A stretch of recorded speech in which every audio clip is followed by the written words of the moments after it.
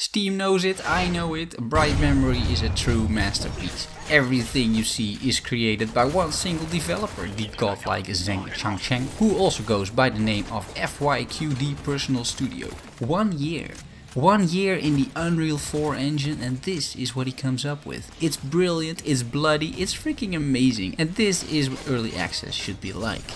Bright Memory puts you, Shelia, in the field as an SRO operative in a stealth suit. You're uncovering that your organization is on the verge of a great discovery regarding otherworldly universes. You know how it goes. Before you get answers, this blue orb sucks you in, together with the bad guys. After arriving on this alien world, the plot is driven by well executed cutscenes, which reminded me of Tomb Raider, both in terms of ambience, main character and storyline. Shelia slowly discovers why her superior Wick has disappeared. The bad guy, Carter, has his own agenda, although the game doesn't elaborate on it much. It's up to you to escape Carter and solve the mysteries surrounding this planet. To do so, you have a wide arsenal of guns and abilities which can be unlocked as you gain experience. You can unleash these flesh-ripping visceral blade attacks, you can kill creatures with powerful guns, summon blade storms which deal AoE damage, use your grappling hook to go from one place to the next, or grapple enemies and slice them up from up close.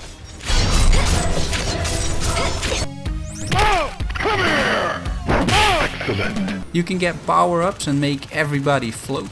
There's an EMP blast to pump enemies into the air, leaving them defenseless, and the best thing is, you can do all of these things at once. It results in some of the best shooting experiences I've had in a long time. The total mayhem, the particles that fly all over the place, the intense and brutal combat, it's very satisfying. There's a variety of enemies and bosses to take down. Most of the fights are simply dodge and attack, but there's definitely a few surprises waiting for you which I won't spoil in this review. The game feels fresh because of the amount of different foes and other larger creatures to take down. Combine it with all the hurt you can lay onto your enemies and you've got yourself many ways to kill foes, and quite a bit of replay value. After finishing this game, you can try some additional attempts in the New Game Plus mode, which just lets you do another run in a schoolgirl outfit, if that's something you're into. You also keep any skills you already unlocked. The second time I completed this, I did it in around 25 minutes. Reading the store page on Steam, the final product is supposed to be around 3 hours long. So far there's no difficulty level, and although I did die a bunch of times during my first run, the game isn't overly difficult. Certainly nothing Souls-like, although the Easter egg might suggest otherwise. It's not all hallelujah, there's a few bugs and oddities to report still. For example, the UI around the gun was disabled in the menu but kept popping up. The UI in general is a little cluttered for my taste, and this game would look even better without all these icons. Loading times are quite long, even though this is running on my SSD.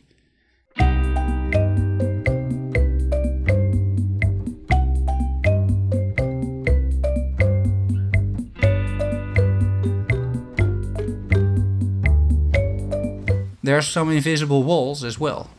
For now, you can't keybind your keys, which shouldn't bother anyone in particular, apart from this guy.